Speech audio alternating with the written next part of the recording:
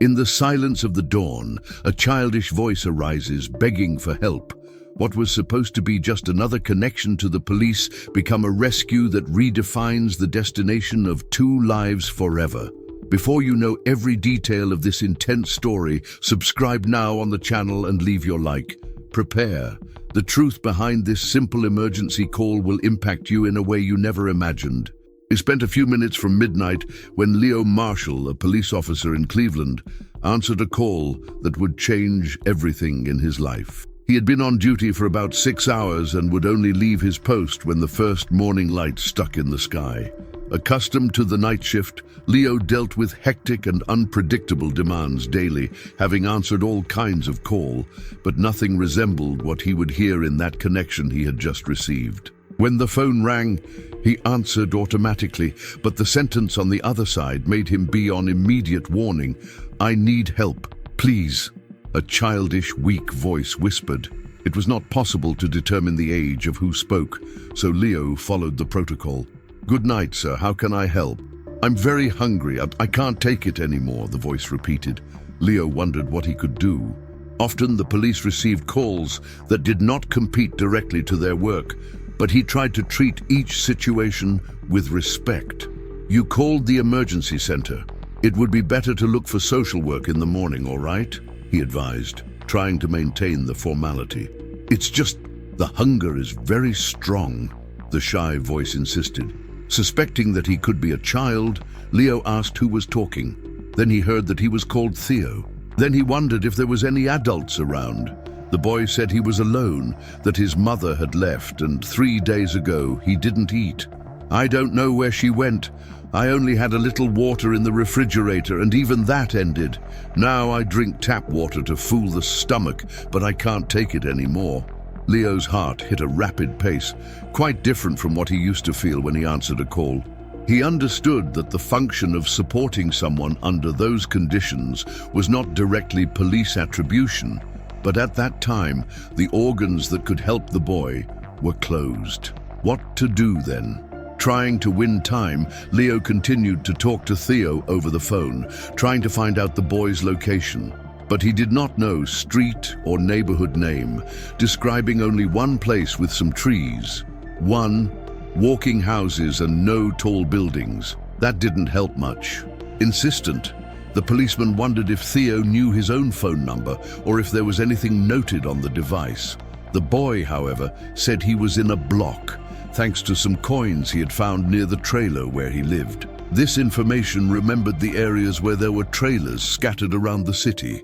Deciding trying something, he asked if, in the trailer where he lived, Theo heard dog barks during the day. "I listen, yes. They make noise all the time." "Do they also feel hungry?" the boy asked with an innocence that cut Leo's heart. That track was useful. On the outskirts of Cleveland, there was a trailer region near a kennel. It should be where Theo was. "Are you really going to help me?" asked the boy in a weak voice. The officer advised Theo to return to the trailer and wait for the police. "It is firm, right? Soon I get there," he said, hiding his own affliction. "But what if you don't come? I don't even know when my mother comes back." The boy still feared. Leo was trying to contact some available vehicle to go there, but those on duty did not respond or were busy with other occurrences. At that moment, he made an impulsive decision. He got up and informed the other police officers that he would leave the post. He was aware that he could receive a warning from the captain for abandoning the central. But he was not able to wait until someone was free to help. "I needed to act immediately." And before leaving, he called Ken Parker, another uniformed colleague, to accompany him. The two had not yet paused to eat something at dawn. Then Leo picked up the sandwiches that his wife Renata had prepared, besides those Ken had brought, putting everything in the car. It would be Theo's first meal in 3 days. Ken, contrary to losing his own snack, commented, "I hope it's not just a trot, Leo." About 20 minutes later, the car stopped in the area where they imagined that Theo lived. They knocked on the door of a trailer and announced to be the police. No one answered. Ken increased the intensity of the beats, and soon the dog barks in the distant kennel resonated. Concerned, Leo chose not to try to impose authority. "Theo, is it there? I'm Leo. You called me today." Seconds later, a weak moan was heard inside the trailer, remembering the lament of a wounded pet. Then the officers broke into the door and found Theo lying on the floor, shrunk, holding his stomach. The boy moaned again as he felt the touch of the police. His voice had become almost a breath. Leo was already opening the pack of sandwiches to feed him when Ken drew her attention to something in a room in the background. From that angle, it was possible to see a leg stretched over a bed. Theo was not alone after all. In the room, they found a woman, seemingly sleeping in a deep sleep. Ken tried to talk to her and shake it slightly over the blankets, but got no response. "Theo, is this your mother? You said you didn't know when she would come back," Leo asked as he passed the snack to the boy. Theo said that his mother, Julia, was like that for several days, that she didn't know when she would come back to herself. "Sometimes she takes some medicines and takes a long time to wake up," he explained, devouring the sandwich with despair. Ken asked her name, and the boy revealed that he was named Julia. The policeman tried to call her, louder and louder. Then he took the blanket to check the state he was in. The woman's skin was icy like a reptile. Ken immediately realized how fragile the situation was. Theo was alone, malnourished, and the mother looked in a critical condition. He evaluated Julia's wrist, while Leo tried to keep Theo calm so that he could eat without further scares. Despite the fear of finding her lifeless, they found that Julia still breathed, though weakly, needed urgent care. Ken ran out and called the ambulance, while Leo tried to distract the boy, investigating how they had reached that point. Then, Theo said that everything had started about 10 days earlier, when his very downcast mother returned from work early at the clothing factory, where she took care of the inventory sector. Her service was heavy, organizing boxes to stores and brands, moving orders all day. She was a single mother since her husband, Eric, had passed away from an aneurysm. With no resources to bear the rent of a house in the suburb, Julia was forced to move with her son to that trailer. With Eric's death, their lives changed dramatically. Theo lost friends, the comfortable routine, and even the food became scarce. But he knew how much his mother struggled to secure at least the least food and a ceiling. The work at the factory left Julia exhausted, and she began to take some pills to relax without medical recommendation. Theo had already seen a co-worker handing him a bottle. Over time, she started sleeping more often, but always woke up until new problems appeared. 2 months earlier, the factory modernized the inventory sector with machinery. This dramatically reduced the need for employees on site. What Julia did manually in an hour, the machine performed within minutes. This made her anxious and insecure about the future.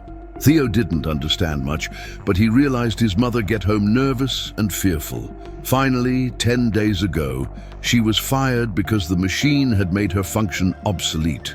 With no money saved, I could barely pay the trailer or buy groceries. Gradually, they had nothing to eat. Julia even tried to order spun in the nearby grocery store, but was rejected.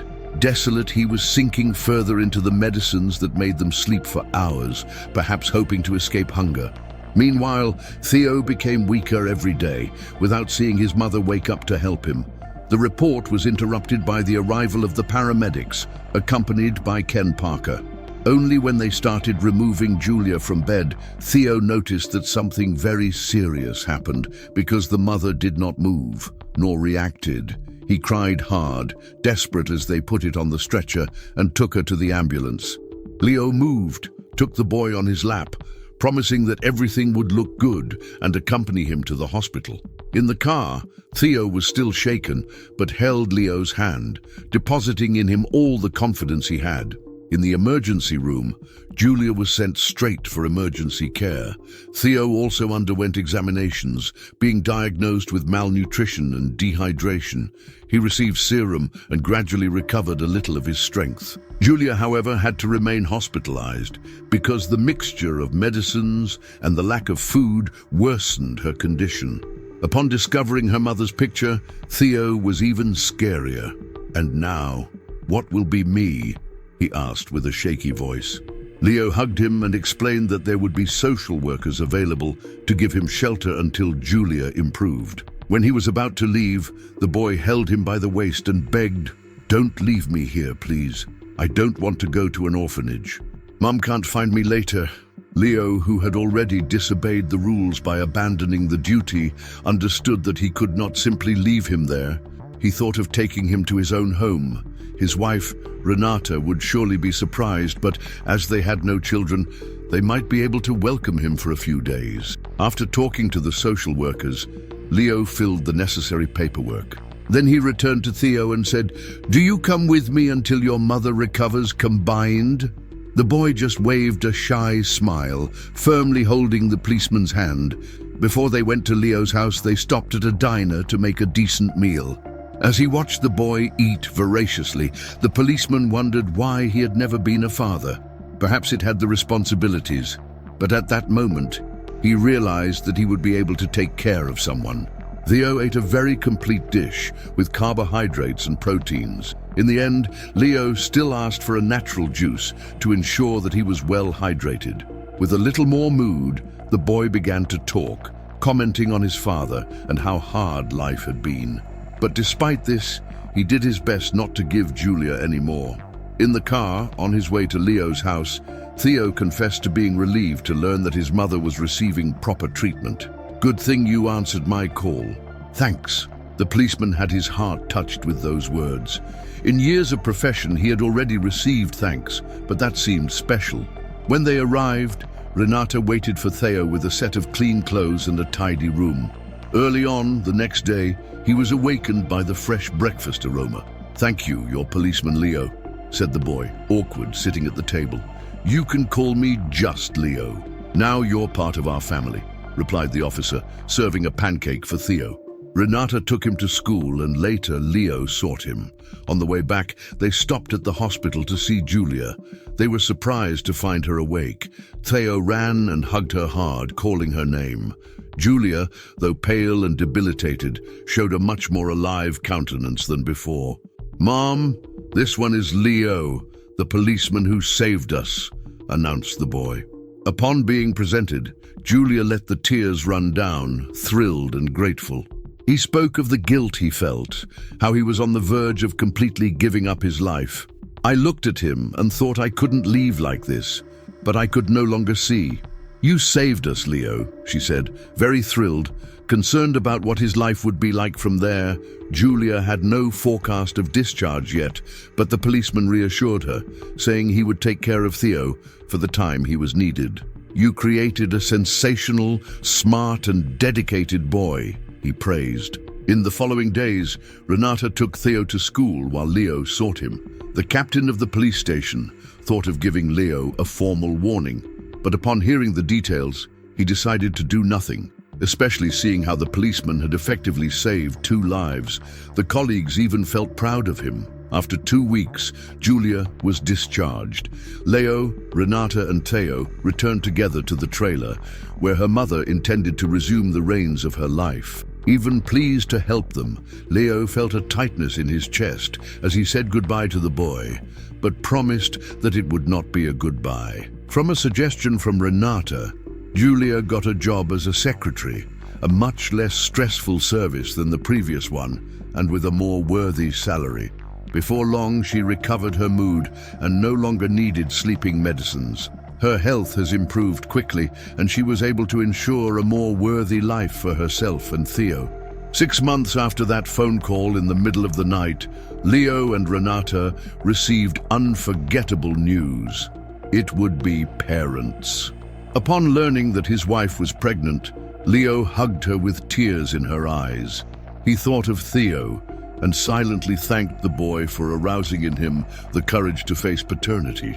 It was as if each piece had mysteriously fitted. Answering Theo's call had transformed his life forever, making him realize that his mission was to take care and protect, not only as a policeman, but also as a father.